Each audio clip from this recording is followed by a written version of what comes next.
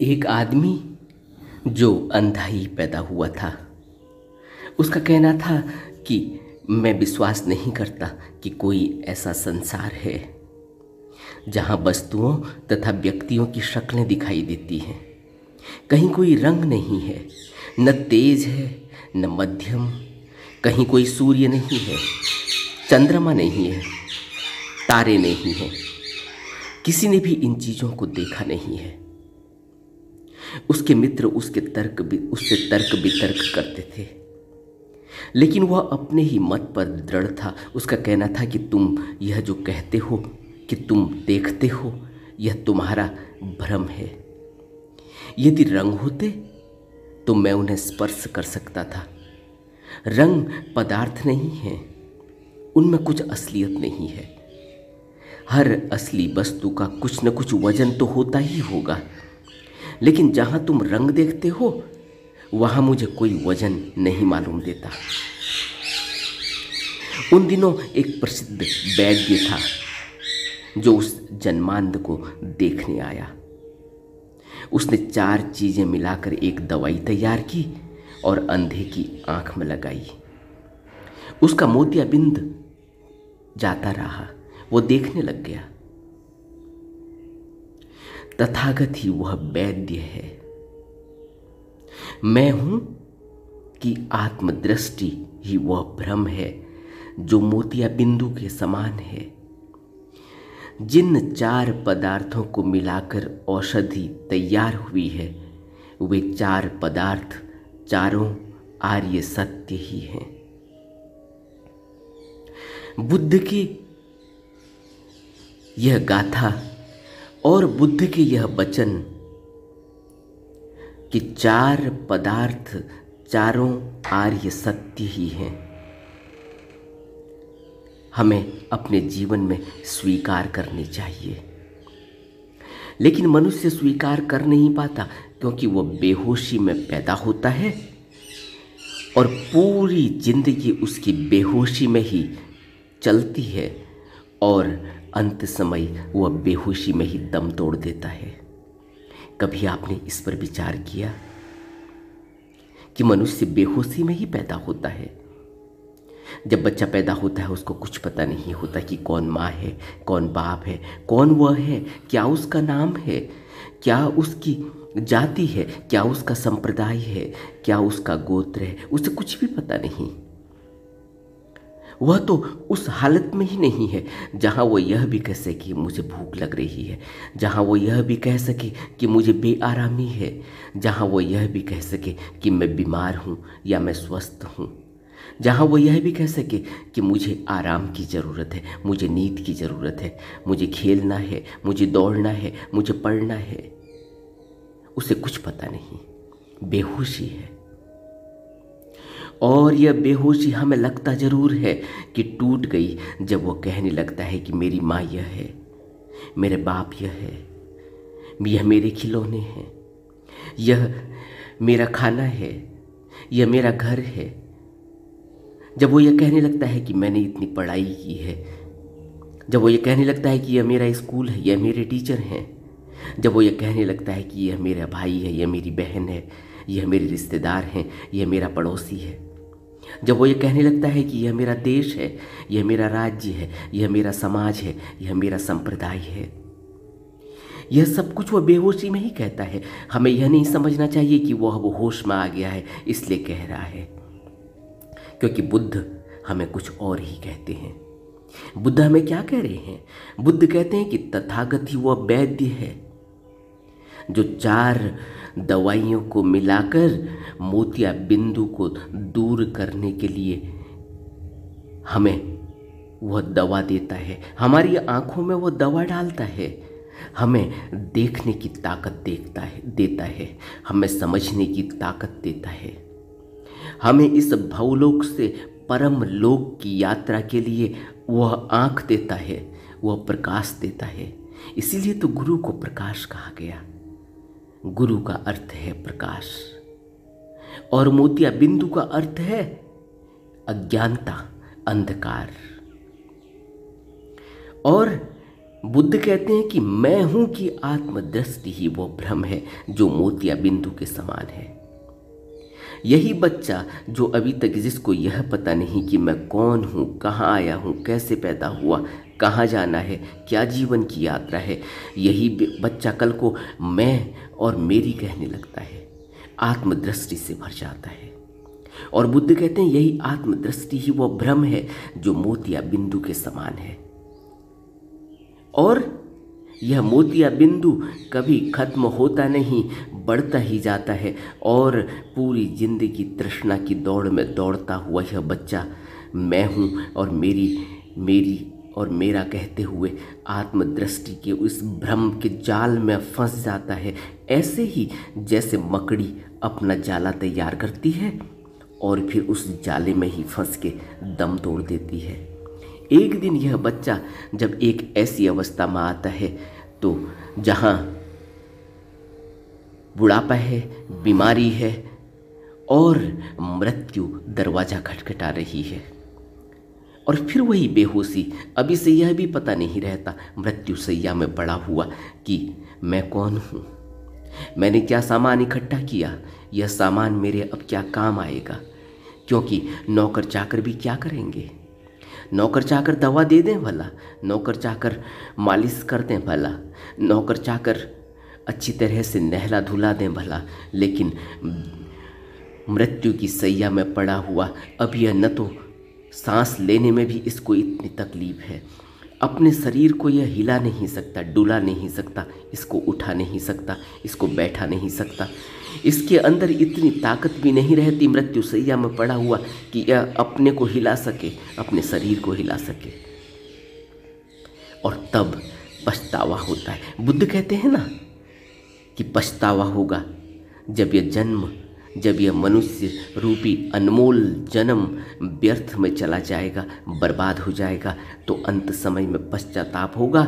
और पश्चाताप के लिए अब कुछ किया भी नहीं जा सकता, पश्चाताप के सिवाय कुछ किया भी नहीं जा सकता, क्योंकि कुछ भी करने से कुछ होने वाला नहीं है, क्योंकि जीवन चला गया।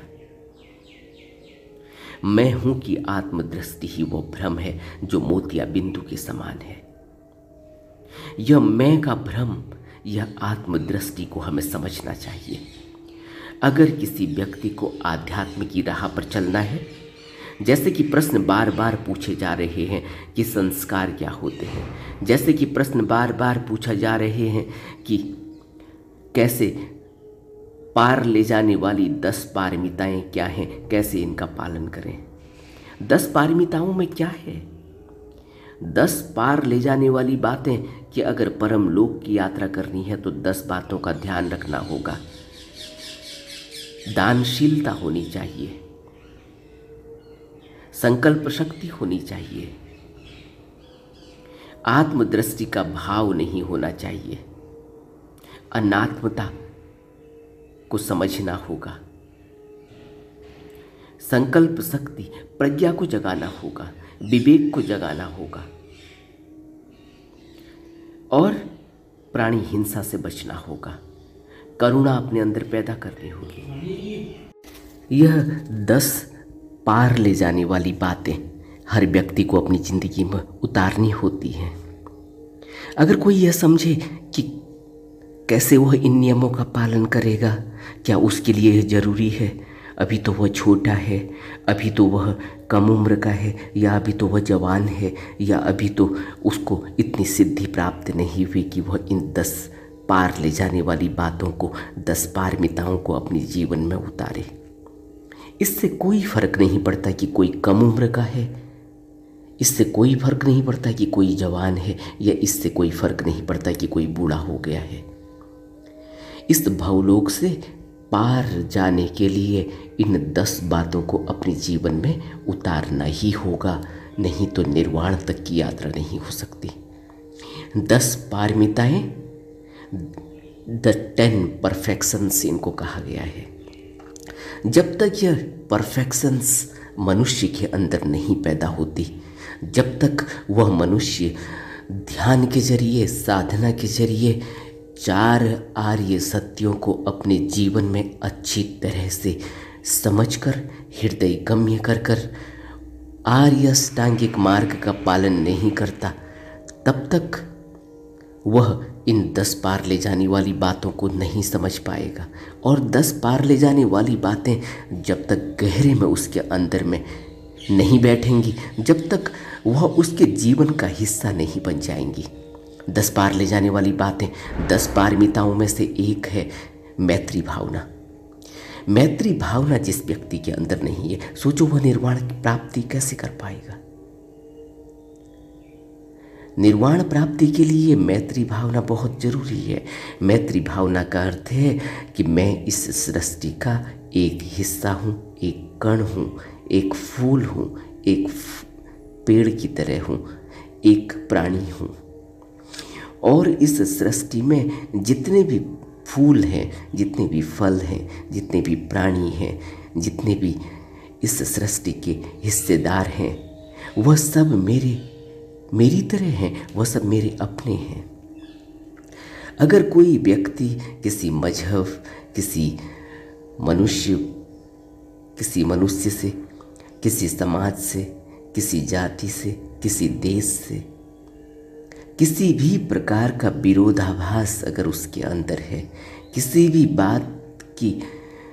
बात का द्वेष अगर उसके अंदर है प्राणी मात्र के लिए, किसी भी बात का यह भाव कि वह छोटा है मैं बड़ा हूँ, वह हीन है मैं अच्छा हूँ, वह खराब है मैं अच्छा हूँ, वह ठीक नहीं है मैं ठीक हूँ, अगर कोई भी ऐसा भाव दूसरे के प्रति है अगर, तो यह समझ लेना कि वह कुदरत जो यह चला रही है, वह कुदरत जो कुदरत जन्य ऊर्जा जिसने इतना पूरा संसार को इतने तरीके से, इतने सिस्टमैटिक तरीके से, इतनी रिदम में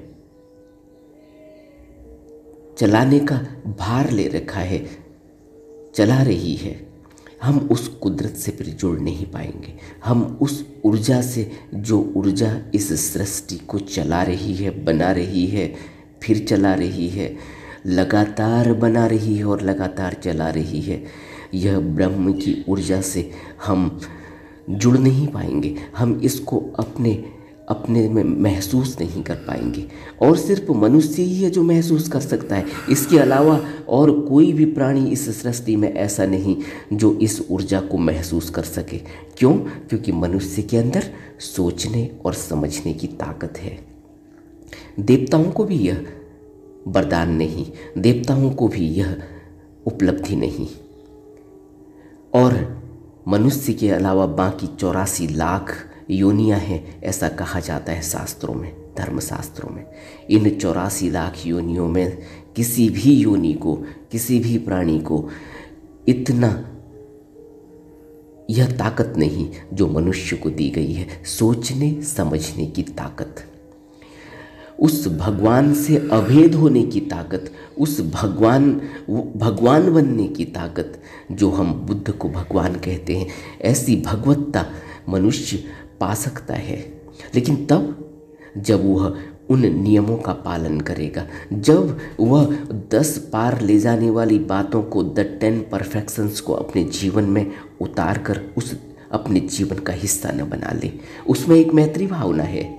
मैत्री भावना का अर्थ ही यही है कि मैं इस सृष्टि में सबके जैसा हूँ और कोई भी बड़ा या छोटा नहीं है, कोई भी अच्छा या बुरा नहीं है, सब मेरे जैसे ही हैं और मैं सब जैसा ही हूँ। इसलिए किसी को हीन भावना से देखना, किसी से द्वेष करना, किसी से नफरत करना, किसी से ईर्ष्या करना, अगर इस तरीके का कोई भी भाव हो कि किसी को हानि पहुंचाई जाएगी तो मेरा लाभ हो जाएगा, किसी को पीड़ा दी जाएगी तो मेरा फ़ायदा हो जाएगा, अगर यह भावना भी अगर मन में है तो समझ लेना कि मैत्री भावना नहीं। और अगर कोई भी इस तरह की भावना कभी भी मनुष्य के अंदर उठ रही हो तो समझना चाहिए कि अभी निर्वाण की प्राप्ति का रास्ता उसने ठीक से उस पर वह चल नहीं रहा है। निर्वाण प्राप्ति तो बहुत दूर की बात है। हमेशा ही इस बात का ख्याल बार बार अपने मन को टटोलते हुए रहना चाहिए कि क्या मैं मेरे अंदर वह 10 पारमिताएँ उतर रही हैं जो मुझे पार ले जाएंगी, जिनसे मैं निर्वाण तक पहुंच पाऊंगा। क्योंकि मनुष्य का जीवन बहुत छोटा है, बहुत कम समय के लिए मिलता है और बहुत ही बहुमूल्य है। इसलिए बुद्ध कहते हैं कि 4 पदार्थों से एक औषधि तैयार होती है, और ये 4 पदार्थ कौन से हैं जो इस औषधि को तैयार करते हैं, जिससे मोतियाबिंद दूर हो जाता है, आंखों में रोशनी आ जाती है। रोशनी का अर्थ ही यही है कि गुरु का प्रसाद मिलता है। रोशनी का अर्थ यही है कि अंधकार चला गया। रोशनी का अर्थ यही है कि गुरु मिल गया, गुरु प्रकाश है। और अज्ञानता मोतियाबिंद, और अंधेरा मोतियाबिंद। और अंधेरा और अंधकार किस चीज़ का है? अज्ञानता किस चीज़ की है? अज्ञानता इस चीज़ की है कि अभी मैं गुरु की शरण में गया नहीं, अभी मैं बुद्ध के उपदेशों को अपने जीवन में उतार नहीं पाया, अभी मैं साधना के पथ पर चल नहीं पा रहा हूँ। और साधना के पथ पर चलने के लिए निरंतर अपनी ओर नज़र रहनी चाहिए, न कि दूसरे की ओर, न कि संसार की ओर। संसार तो ऐसा ही है, यह तो सुख दुख में डोलता ही रहेगा। यह तो एक ऐसी नाव है जिसके 2 चप्पू हैं, एक चप्पू सुख का है, एक चप्पू दुख का है। इन सुख और दुख के चप्पुओं से यह नाव किनारे पर लगती है और पूरे भवलोक की, इस भवसागर की यात्रा करती है। लेकिन यात्रा भवसागर की कब हो पाएगी, कब इस दूसरे किनारे तक पहुंचा जा सकता है? उसके लिए बुद्ध की शरण चाहिए, उसके लिए गुरु का सत्संग चाहिए, उसके लिए गुरु के उपदेशों को अपने जीवन में उतारने के लिए प्रयास चाहिए, दृढ़ संकल्प चाहिए। इसलिए बुद्ध कहते हैं कि सबसे पहले 4 आर्य सत्यों को समझना होगा। 4 आर्य सत्यों की बात बार बार कही जाती है कि संसार में दुख है, पैदा होते समय भी दुख है, मृत्यु के समय भी दुख है, और मृत्यु और पैदा होने के बीच में जो श्रृंखला है जीवन की, इसमें भी सुख और दुख लगातार ही बने रहते हैं। कभी कोई ऐसा व्यक्ति नहीं जिसको सुख ही सुख हो, कोई ऐसा व्यक्ति नहीं जिसको दुख ही दुख हो। दुख और सुख मनुष्य के मन की इजाद है, और मनुष्य का मन इन दुख और सुख के बीच में डोलता रहता है। इस मन को दुख और सुख से ऊपर उठाने के लिए हमें आर्य अष्टांगिक मार्ग को समझना होगा, उसका पालन करना होगा, सील के नियमों को अपने जीवन में उतारना होगा। इसके लिए हमें बुद्ध की शरण चाहिए, इसके लिए हमें किसी सतगुरु का सत्संग चाहिए, सतपुरुष की संगति चाहिए, और नियम से अभ्यास करना होगा। ऐसा नहीं कि आज कर लिया, कल बुखार आ गया तो नहीं किया, परसों तबीयत ठीक नहीं है कुछ और हो गया, अगले दिन कोई और परेशानी हो गई, घर में मेहमान आ गए या कोई ज़रूरी काम से बाहर जाना पड़ गया तब नहीं किया। 2400 घंटे सांस सांस में हमें हमारा होश, हमारी यादाश्त बनी रहनी चाहिए कि मैं हूँ। लेकिन मैं हूँ का अर्थ यहाँ आत्मदृष्टि नहीं है। मैं हूँ का यह अर्थ है कि मैं हूँ, मुझे होश है कि मैं चल रहा हूँ, मुझे होश है कि मैं खा रहा हूँ, मुझे होश है कि मैं पानी पी रहा हूँ, मुझे होश है कि मैं सो रहा हूँ, मुझे होश है कि मैं बोल रहा हूँ, मुझे होश है कि मैं क्या बोल रहा हूँ, मुझे होश है कि मैं क्या काम कर रहा हूँ, कौन सा कर्म करना है, कौन सा कर्म नहीं करना है, कितना बोलना है, कितना नहीं बोलना है, और क्या बोलना है और क्या कर्म करना है। यह सब कुछ ही हमें होश जगाना होता है, और यह होश जगाने की प्रक्रिया को आर्य अष्टांगिक मार्ग के द्वारा हम गहरे से गहरे में अपने जीवन में उतारते हैं। इसके लिए प्रयास करते हैं, इसके लिए मेहनत करते हैं और निरंतर प्रयास करते रहते हैं। ऐसा नहीं कि एक दिन प्रयास कर लिया, ऐसा नहीं कि एक दिन उपदेश सुन लिए। अगर हम संसार में इतने ही कैजुअल तरीके से जीवन को जी रहे हैं तो हमें यह समझना चाहिए फिर यह संसार हमारे ऊपर भारी पड़ जाने वाला है। संसार में मिलता कुछ भी नहीं, क्योंकि अंत समय में तो हमें खाली हाथ ही इस संसार को छोड़ना होगा। और अंत समय में सारी सुख सुविधाएं किसी भी काम नहीं आने वाली। सारी सुख सुविधाएं हम जुटाते ही इसलिए हैं कि हम भय से, डर से और असुरक्षा से अपने को बचा सकें। लेकिन कोई भी असुरक्षा, कोई भी भय, कोई भी डर, कोई भी सुरक्षा, कोई भी साज सज्जा और कोई भी सुरक्षा के लिए किया गया इंतजाम पर्याप्त नहीं रहता, क्योंकि जब अंत आता है, जब मौत आती है, तो सब कुछ ही असुरक्षित हो जाता है। जब मौत आती है, सब कुछ ही छीन कर ले जाती है। ऐसे ही जैसे बाज पंजा मारकर किसी छोटी सी चिड़िया को अपने कब्जे में लेकर उसको अपनी चोंच से फाड़ फाड़ कर खा जाता है, इसी तरह से यह मार का जाल है। बुद्ध कहते हैं यह मार का जाल बहुत भयानक है। इस मार के जाल से बचने के लिए बहुत ही सचेत रहना होगा, बहुत ही सावधान रहना होगा और बुद्ध पुरुष की संगति में बुद्ध पुरुष से सद्धर्म का अभ्यास सीखना होगा, सद्धर्म को समझना होगा, सद्धर्म का पालन करना होगा। तब कहीं हम इस भवलोक से उस परमलोक की यात्रा कर पाएंगे।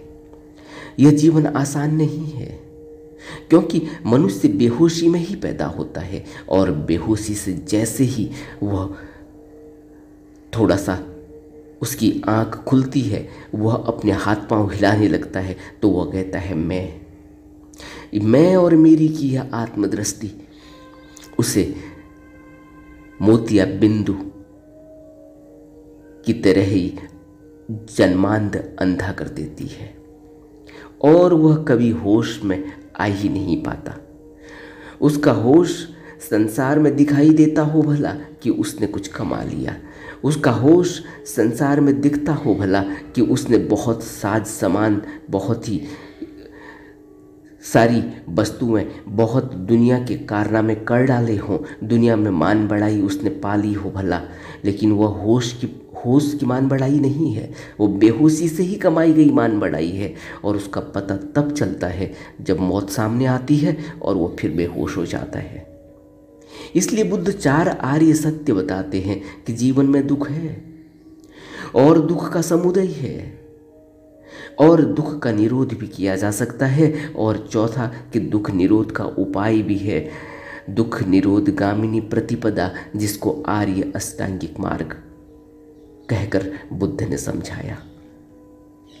इसके अलावा मनुष्य कभी भी किसी भी और तरीके से इस संसार से निकल नहीं पाएगा। उसको यह समझना ही होगा कि यह संसार अथाह है और इस संसार में कोई भी तृष्णा कभी पूरी नहीं होती। इस मन के अंदर उठ रही भूख कभी शांत नहीं होती। इसको कुछ भी दे दिया जाए, यह फिर खाली ही खाली, भूखा ही भूखा रहता है। इसका यह उपाय ही नहीं कि इसको संसार में दौड़ाया जाए, संसार में कुछ इसको ला कर दिया जाए तो इसकी भूख मिट जाएगी। इसका यह उपाय ही नहीं। इसका उपाय है कि आर्य अष्टांगिक मार्ग का पालन किया जाए, बुद्ध की शरण ली जाए और बुद्ध की शरण में रहकर आर्य अष्टांगिक मार्ग को अपने जीवन में उतार कर निरंतर अभ्यास के जरिए ही हम इस मन पर काबू पा सकते हैं, इस मन को अपने कंट्रोल में कर सकते हैं, कब्जे में कर सकते हैं और इससे इस संसार के काम भी ले सकते हैं और इसको उस अनंत यात्रा पर, उस निर्वाण पथ की यात्रा पर भी लगा सकते हैं। इसी के द्वारा यात्रा की जाती है, इसी मन के द्वारा यात्रा की जा सकती है। इसीलिए तो बुद्ध पुरुष बार बार कहते हैं कि यह मन ही तुम्हारा दोस्त है, यह मन ही है जिसने इस संसार से परम लोक की यात्रा करनी है। यह मन ही है जो जब सकारात्मक होता है तो एक सकारात्मक सोच से यह फिर उस सत्य पथ की ओर अग्रसित होता है। और यही मन है जो नकारात्मक हो अगर, तो संसार में संसार के पदार्थों की ओर दौड़ता है। अगर यह नकारात्मक हो तो राग और द्वेष में फंसता है, अगर यह नकारात्मक हो तो मोह और लोभ में फंसता है, अगर यह नकारात्मक हो तो ईर्ष्या और नफरत में फंस जाता है। अगर यह नकारात्मक हो तो क्रोध की ज्वाला इसके अंदर भड़कती है और यह फिर मनुष्य को मनुष्य नहीं समझता। फिर यह संसार के किसी भी पदार्थ को, किसी भी प्राणी को बेरहमी से, बेकरुणा से और निर्दयी होकर तहस नहस कर जाता है और फिर अनंत जन्म तक इस भवलोक की आग में, इस भवलोक के भंवर में फंसा रहता है। यहाँ से इसकी मुक्ति नहीं होती। इसलिए बुद्ध हमें सचेत कर रहे हैं इस कहानी के जरिए, जो अभी शुरू में हमने सुनी है, कि तथागत वह वैद्य है जो मैं हूँ और मेरी है और आत्मदृष्टि है। इससे हमें दूर करते हैं, इससे हमें ऊपर उठाते हैं, इस भ्रम से हमें सत्य की ओर ले जाते हैं। और जो मोतिया बिंदु इस भ्रम का हमारे अंदर लगा हुआ है, जिस बेहोशी और जिस अज्ञानता और अंधकार में हम खोए हुए हैं, सोए हुए हैं, उस अज्ञानता और अंधकार रूपी मोतिया बिंदु से हमें तथागत, हमें सतगुरु, हमें बुद्ध पुरुष, हमें सतपुरुष, इन 4 पदार्थों को मिलाकर औषधि तैयार की गई है। वह 4 पदार्थ हैं 4 आर्य सत्य। इन 4 आर्य सत्यों को हमारे हृदय में गहरे में बैठाकर हमें यात्रा के लिए मजबूर कर देते हैं, हमें यात्रा की ओर अग्रसर करते हैं, हमें यात्रा के लिए तैयार करते हैं, उस सत्य की यात्रा के लिए जो शाश्वत है और जिससे हम निर्वाण पद को प्राप्त करते हैं, इस भवलोक से, इस जन्म मरण से मुक्त हो जाते हैं। इसके अलावा कोई और चारा नहीं। जितनी जल्दी हम इसको समझ सकें, जितनी जल्दी हम इस पथ पर चल सकें, जितनी जल्दी हम बुद्ध पुरुष की संगति कर सकें, शरण ले सकें, उतनी ही जल्दी हमारी यात्रा शुरू हो जाएगी। क्योंकि शरण का अर्थ होता है टेक रिफ्यूज, या शरण का अर्थ होता है सरेंडर। सरेंडर किसको करना है? सरेंडर अपनी मैं और मेरी को करना है, सरेंडर अपनी आत्मदृष्टि को करना है। लेकिन हम कर नहीं पाते।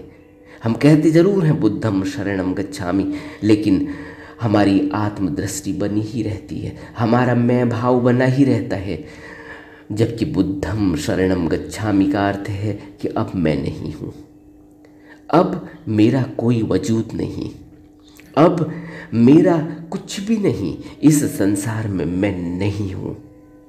इस संसार में अगर मेरा वजूद है वो सिर्फ बुद्ध की शरण, वह सिर्फ बुद्ध के बताए हुए वचनों का पालन करने के लिए है, न कि अपने मन के हिसाब से चलना, न कि अपने मन की दलीलों को सुनना, न कि अपने मन की रिक्वायरमेंट को, अपने मन की इच्छाओं को, आशाओं को, तृष्णाओं को, काम वासनाओं को पूरा करना। यही हमें समझना होगा। नमो बुद्धाय।